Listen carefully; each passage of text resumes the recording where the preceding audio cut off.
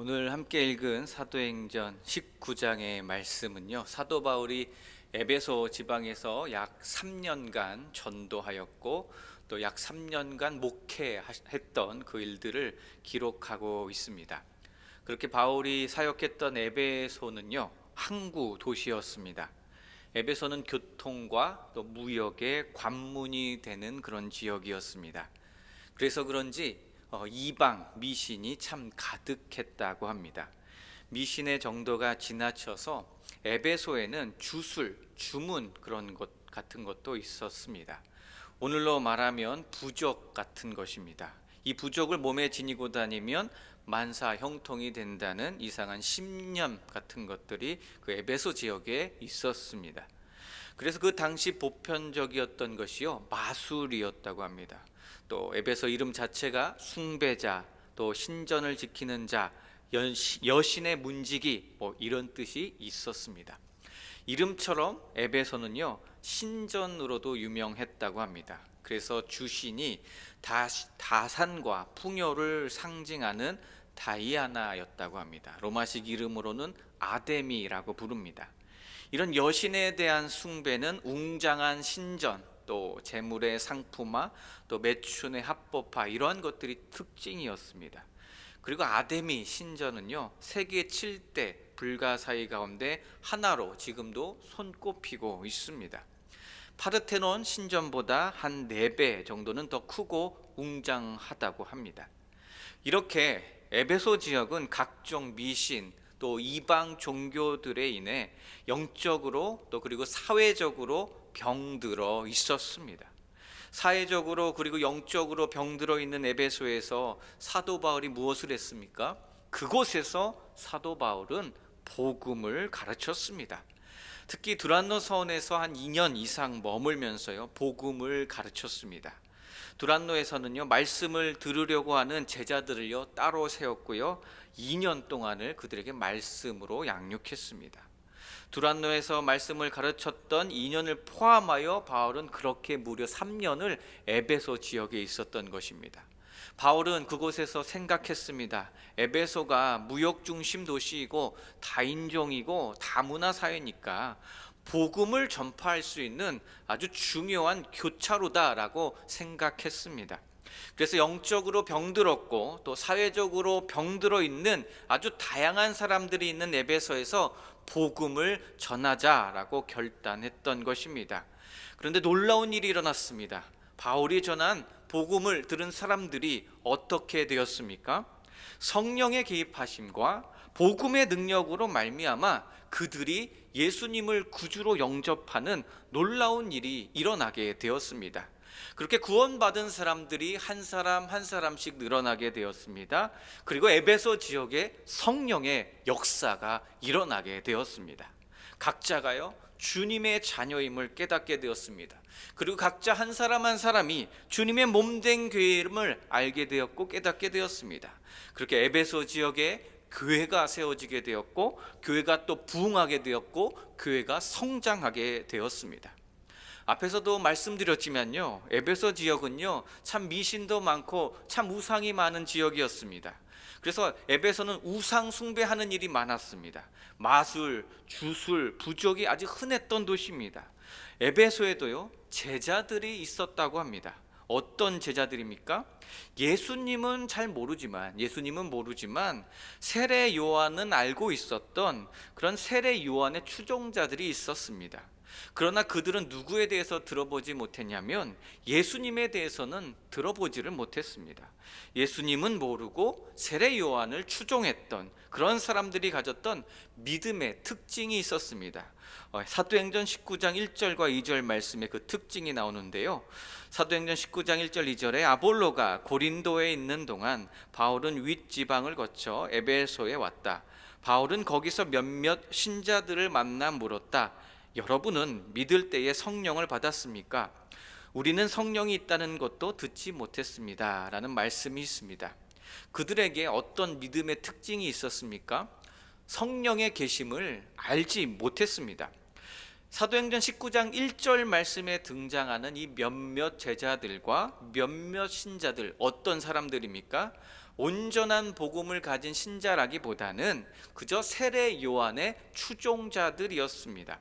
그래서 그들은 누구에 대해서 잘 몰랐습니까? 예수님에 대해서 잘 알지를 못했습니다. 그래서 당연히 성령의 계심도 알지 못했던 것입니다. 그 당시에 성경을 아주 잘 알고 있다고 하고 성경에 능통하다라고 소문났던 아볼로도요, 무엇만 알고 있었습니까? 요한의 세례만 알고 있었다라는 것입니다. 아볼로가 누구입니까? 그를 살펴보았더니요, 이집트 알렉산드리아에서 태어났던 유대인이었습니다. 학문이 무척 뛰어났습니다. 그리고 성경을 아주 잘 알았던 사람입니다. 그러나 그가 무엇을 잘 몰랐습니까? 그는 예수님을 몰랐습니다. 예수님에 대한 바른 지식이 없었습니다. 여기저기서 대충 들은 정도 있지 예수님을 알지 못했습니다. 그래서 사도행전 18장 25절 말씀에 이렇게 나옵니다. 그는 일찍 주님의 말씀을 배워 열심히 전도하며 예수님에 관해 정확하게 가르쳤으나 요한의 세례만 알고 있을 뿐이었다라는 기록이 있습니다. 아볼로는 그렇게 요한의 세례만 알고 있었습니다. 그러다가 아볼로는 누구를 통해 주님의 복음을 듣게 되었습니까? 브루스길라와 아굴라를 통해 정확한 그런 주님의 복음을 알게 되었습니다.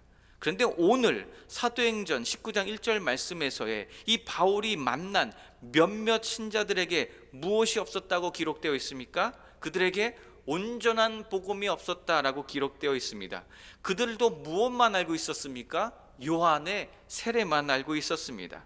그래서 그들은 무엇을 듣지 못했습니까? 성령에 대해서 듣지 못했습니다. 성령에 대한 지식이 없었습니다. 그래서 사도행전 19장 3절에 사도 바울이 질문을 합니다. 무슨 질문을 합니까? 세례를 받았을 텐데 도대체 무슨 세례를 받았느냐라고 질문합니다. 그랬더니 답을 하는데요, 요한의 세례를 받았다라고 대답을 하는 것입니다. 그때 바울은 예수님은 모르고 이 요한의 세례만 알고 있는 이 사람들을 도와주기로 작정을 한 것입니다. 그 말씀이 19장 4절에서 6절의 말씀입니다. 요한은 회개의 세례를 주면서 사람들에게 자기 뒤에 오시는 분을 믿으라고 했는데 그 분이 곧 예수님이십니다. 그들은 이 말을 듣고 주 예수님의 이름으로 세례를 받았다. 바울이 그들에게 손을 얹자 성령이 내려 그들은 방언도 하고 예언도 했는데 라고 말씀이 기록되어 있습니다. 바울은 그들에게 도움을 주면서 가르쳐 준 것이 있습니다. 요한은 회개의 세례를 주었지만 덧붙여 가르쳐 준 것이 있음을 알려주었습니다. 세례 요한이 말한 내 뒤에 오시는 이가 계시는데 그분이 바로 우리의 구원자 예수 그리스도이십니다라고 분명하게 가르쳐 주었습니다. 예수님이 그리스도이심을 소개하였고요, 예수님이 우리의 구원자이심을 소개하였습니다. 그리고 그 예수님의 이름으로 세례를 주었던 것입니다. 예수님의 이름으로 기도하였고 예수님의 이름으로 안수하였습니다. 불완전한 복음을 가지고 있었던 그 사람들에게 바울은 온전한 예수 그리스도의 복음을 증거하였던 것입니다. 단순히 예수님의 좋은 교훈 몇 마디를 알고 좋아하고 그것을 즐겨 읽는 것은 온전한 복음을 가진 것이 아니라는 것입니다.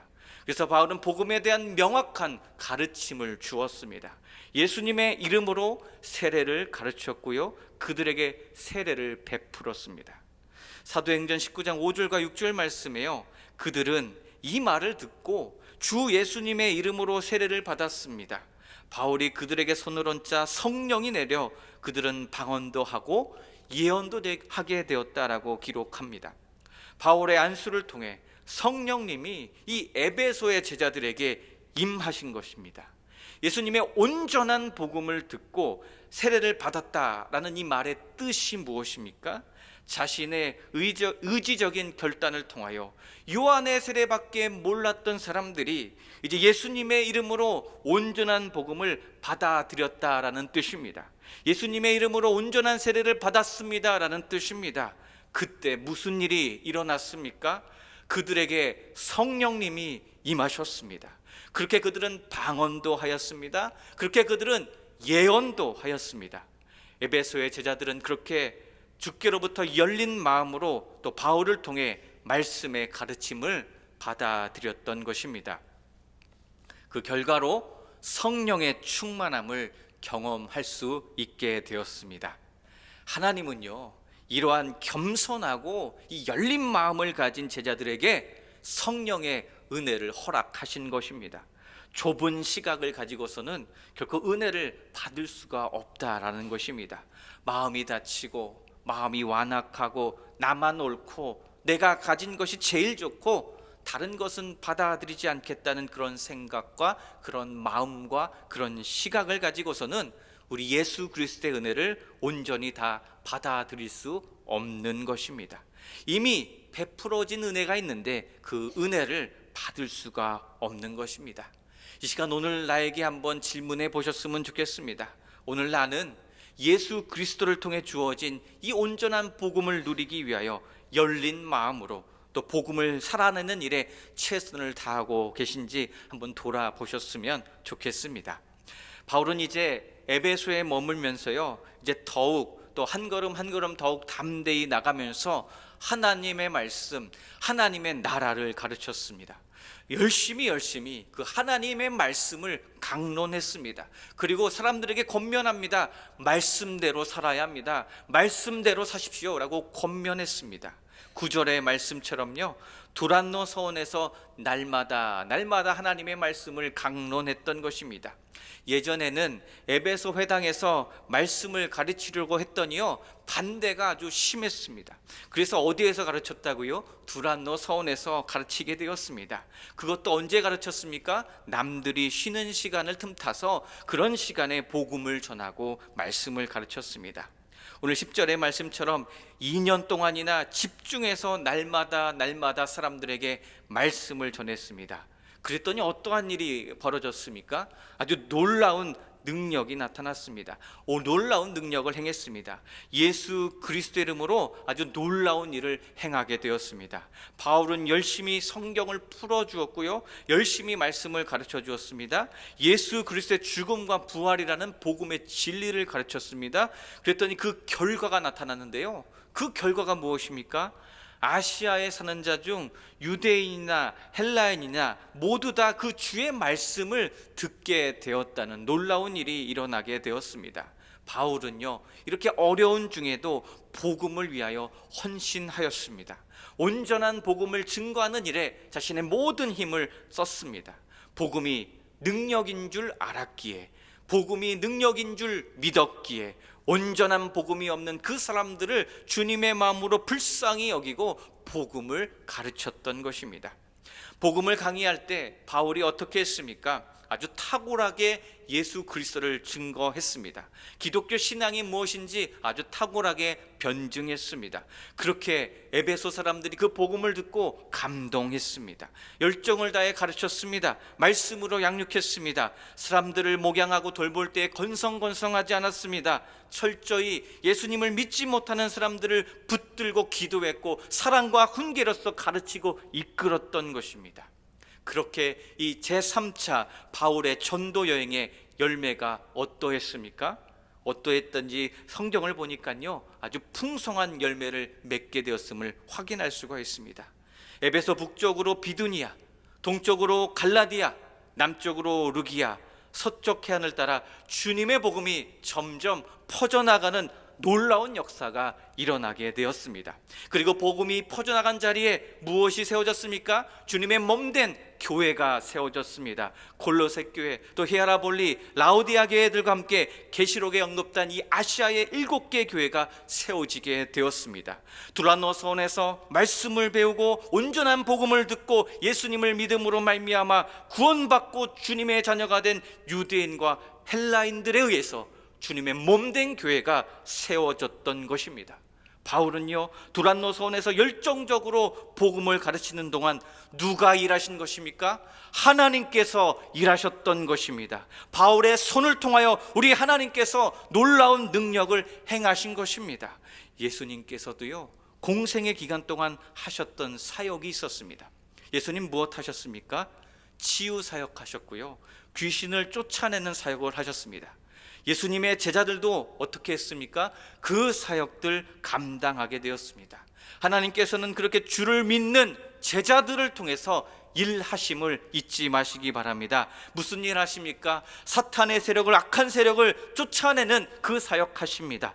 초대교회는요, 이 온전한 복음으로 말미암아 힘을 얻었습니다. 하나님으로부터 말미암아 힘을 얻었습니다. 그리고 무엇으로 무장했습니까? 말씀의 능력으로 무장함으로 말미암아 우리 예수님께서 하셨던 그 치유 사역을 감당했습니다. 악한 영과 귀신을 예수 그리스도의 이름으로 쫓아내는 그 사역을 감당했습니다.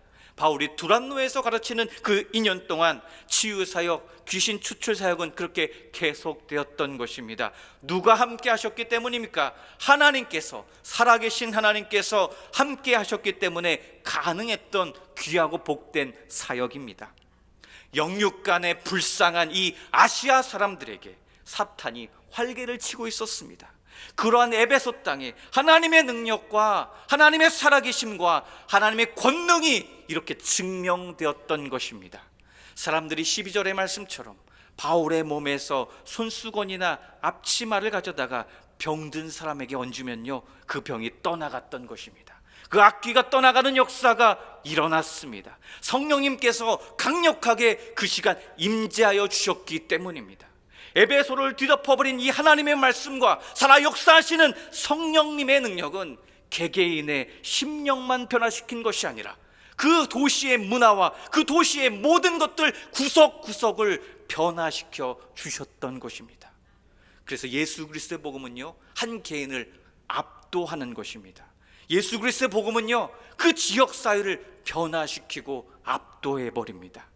그리고 예수 그리스도의 복음은 그 사회를 변화시키고, 예수 그리스도의 복음은 온전한 복음으로 지역사회와 교회와 우리 모두를 물들게 하여 주시는 것입니다. 유대인이건 헬라인이건 막론하여 주 예수의 이름을 높이고 예수님의 이름 앞에 자복하게 만들고 엎드리게 만들어주는 것입니다. 그리고 에베소 지역에 걸쳐 영향을 끼치고 있었던 악한 세력과 주술적인 문화를 변화시키는 그러한 역사가 일어났던 것입니다. 사도행전 19장 17절에서 19절의 말씀입니다. 이 일이 에베소에 사는 모든 유대 사람과 그리스 사람에게 알려지니 그들은 모두 두려워하고 주 예수의 이름을 찬양하였다. 그리고 신도가 된 많은 사람이 와서 자기들이 한 일을 자백하고 공개하였다. 또 마술을 부리던 많은 사람이 그들의 책을 모아서 모든 사람 앞에서 불살랐다. 책값을 계산하여 보니 은돈 5만 잎에 맞먹었다 라는 말씀입니다. 많은 사람들이요, 이렇게 거룩한 그 두려움에 떨게 되었던 것입니다. 그리고 자신들의 죄를 어떻게 했다고요? 자복하였습니다. 마술을 행하던 사람들 무엇했다고요? 자신들의 생계와 직결되는 그 귀한 책들을 불태워 버렸습니다. 은돈 5만 잎에 맞먹는 아주 비싼 책들을 불살라 버렸습니다. 참된 회개가 일어나니까요, 양심의 가책만 가진 게 아니라 그 죄를 잘라버렸고 그 죄를 중단해 버렸습니다. 죄가 가져다 주었던 그 혜택을 불태워버리기로, 불살라버리기로 결단했습니다. 죄를 끊어버리기로 작정했습니다. 말씀의 능력이요, 이렇게 사람들을 변화시킵니다. 복음의 능력은 변화를 가지고 옵니다. 이렇게 바울이 말씀의 능력을 가지고 질병을 치유하고 귀신을 쫓아낸다는 이 소문이 아시아 전체로, 아시아 전역에 퍼지게 되었습니다. 그 중에는 떠돌이 테마사들도 이러한 소문을 듣게 되었다고 합니다.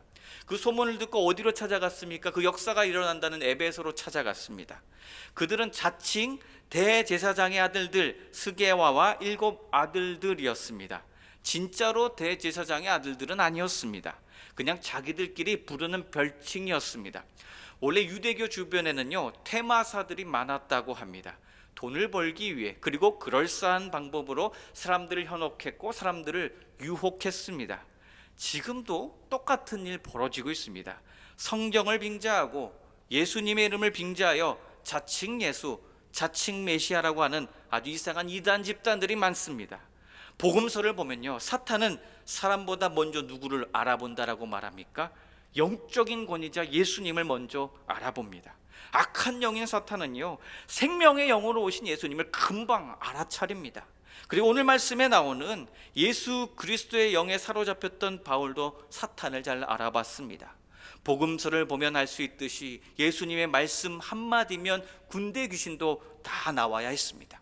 그런데 마수라는 어떤 유대인들과 유대인 무당들이 어떻게 했다고 말씀을 하고 있는지 봤더니요, 19장 13절에 이때 몇몇 또돌이 유대인 무당들도 주 예수님의 이름을 이용하여 귀신들을 쫓아내려고 하였다. 그들은 악한 귀신들에게 바울이 전하는 예수의 이름으로 내가 너희에게 명령한다, 나오너라 하고 외쳤다라는 이런 기록이 13절에 있습니다. 유대인 무당들이 바울이 전하는 예수의 이름으로 귀신을 쫓아내려고 했습니다. 그런데 어떻게 되었습니까? 악한 귀신들이요, 알아차린 것입니다. 유대인들 무당들 안에는 예수 그리스도에 대한 믿음이 없음을 금방 알아차렸습니다. 예수의 이름이 중요하지만 예수님의 이름을 믿지 않으면 아무 소용이 없는 것입니다. 믿지 않고 예수님의 이름만 빌려서 외치기만 하면 아무 소용 없습니다. 어떤 결과가 나타났습니까? 믿음은 하나도 없는데 유대인 무당들이 예수님의 이름으로 명령을 하는데 귀신이 나가기는커녕 귀신이 오히려 화를 냈다라고 말합니다. 사도행전 19장 14절에서 16절 말씀에 귀신이 화를 내는데요, 유대인의 대제사장 스게와의 일곱 아들들이 이런 짓을 하였다. 그러자 악한 귀신이 나는 예수님도 알고 바울도 아는데 도대체 너희는 누구냐 하고 대답하였다. 그리고서 귀신 들린 사람이 그들에게 달려들어 모두 때려 눕히자 그들은 상처를 입고 벗은 몸으로 그 집에서 도망쳐 나갔다라는 말씀의 기록이 있습니다. 예수도 알고 바울도 아는데 도대체 너희는 누구냐라고 합니다. 귀신 들린 사람들이 그들에게 그리고 달려들었습니다. 그들을 때려 눕혔고 상처를 입혔고 아주 망신을 줬습니다. 이 거짓 사도들 공개적으로 망신을 당했습니다. 이 망신당한 소문도 어떻게 됩니까? 소문은 퍼져나갑니다. 거짓 사도들이 망신당한 소식 에베소에 널리 퍼지게 되었습니다. 그래서 이 결과적으로 또 누구의 이름이 높아지게 되었습니까? 이 결과로 또 예수 그리스도의 이름이 더욱 높여지는 이러한 일이 또 일어나게 되었습니다. 에베소 지역에요, 귀신을 쫓아내는 행위가 많았습니다. 그 당시 에베소에 잡신을 숭배하는 것이 상업화되었습니다. 부적을 팔았고요, 구술했고요, 마술을 행했습니다. 그리고 이러한 일에는 항상 무엇이 오고 가고 했겠습니까? 돈이 오고 가고 했습니다. 돈만 지불하면 미신 행위가 가능했던 것입니다. 그래서 영적으로 아주 많이 타락했습니다. 그런데 그런 일을 주로 하던 테마사가 지금 망신을 당한 것입니다. 유대인 무당이 아주 큰 망신을 당했습니다. 발가벗긴 채 쫓겨났습니다. 그 사건은 당시 그 사회에서 아주 충격적인 사건이었습니다. 그리고 이 일로 인하여 다시금 예수님의 이름이 널리 퍼졌고 이름이 높아지게 되었습니다. 그 예수님의 권위가 아주 자연스럽게 높아지게 되었습니다. 그리고 사람들이 예수님의 이름의 권위를 다시 한번 인정하게 되었습니다. 아직 예수님을 믿지 않았던 테마사들, 무당들이 이 사건으로 인해 그렇게 그들이 아주 값지게 소장했던 마술책들, 주술에 관한 책들을 모두 불살라 버리는 일이 일어나게 되었습니다. 예수 그리스도 앞에서는, 복음의 능력 앞에서는 그 모든 주술들이 하나도 소용이 없음을 인정한 것입니다. 수천만 원도 더하는 아주 비싼 책들이었지만 불태워 버렸습니다. 그리고 깨닫습니다. 무엇을 깨닫습니까? 하나님의 능력을 깨닫습니다. 하나님의 아들 예수 그리스도의 능력을 제대로 알게 되었습니다. 그래서 어떠한 표현을 사용했습니까? 두렵다라는 이 표현을 사용했습니다. 그리고 주님의 이름을 두려워했습니다. 동시에 그리고 주님의 이름을 높이기 시작했습니다. 그렇게 진정한 회개의 역사가 일어나게 된 것입니다. 그들의 생명처럼 여기던 아주 비쌌던 값비쌌던 마술책, 주술책을 불태워버릴 만큼 그들에게 강력하게 주의 성령의 능력이, 주님의 온전한 주의 성령이 임하였다라는 것입니다. 오늘 우리에게 주신 하나님의 말씀을 기억하시기 바랍니다. 오늘 사도행전 19장에 나타났던 이 에베소의 부흥은요, 단순한 이적이나 단순한 표적의 승리가 아니었습니다. 무슨 승리입니까? 복음의 능력이 나타난 말씀의 승리였습니다. 복음의 능력으로 말미암아 변화된 사람들이 하나님의 말씀을 붙들고 승리한 말씀의 승리였습니다. 그 당시 에베소의 정신세계를 장악했던 주술 문화는 이 말씀의 불길 속에 모두 다 불태워졌던 것입니다. 바울의 말씀 선포와 바울의 꾸준한 복음을 향한 열정과 또 살아 역사하시는 하나님의 말씀의 가르침을 통해 이렇게 역사가 일어난 것입니다. 그래서 복음의 능력이 중요합니다. 예수님이 누구시고 예수 그리스도가 누구시고 예수 그리스도께서 나를 위해 무엇을 하셨고 그것을 통해 우리가 앞으로 무엇을 해야 하는지를 명확하게 아는 것이 중요한 것입니다. 그렇게 예수님을 바로 알고 예수님을 바로 믿고 그 믿음을 통해 성령을 받고 구원의 길로 나아가야 하겠습니다. 그렇게 복음의 능력은요, 한 개인의 삶을 변화시키고요, 교회를 변화시키고요, 공동체를 변화시킬 것이고요, 지역과 사회를 변화시킬 것이고요, 나라와 민족을 변화시킬 줄로 믿습니다. 복음의 능력으로 말미암아 역사하시는 주님의 말씀의 능력이 여기에 모인 우리 모두를 또한 변화시켜 주실 줄로 믿습니다. 복음의 능력이 우리가 속한 가정과 공동체를 통하여 힘있게 역사하실 것입니다. 그렇게 복음을 누리시기 바랍니다. 열린 마음으로 복음을 살아내시기를 소원합니다. 반드시 우리 하나님 풍성한 열매를 맺게 하여 주실 것입니다. 기도하겠습니다.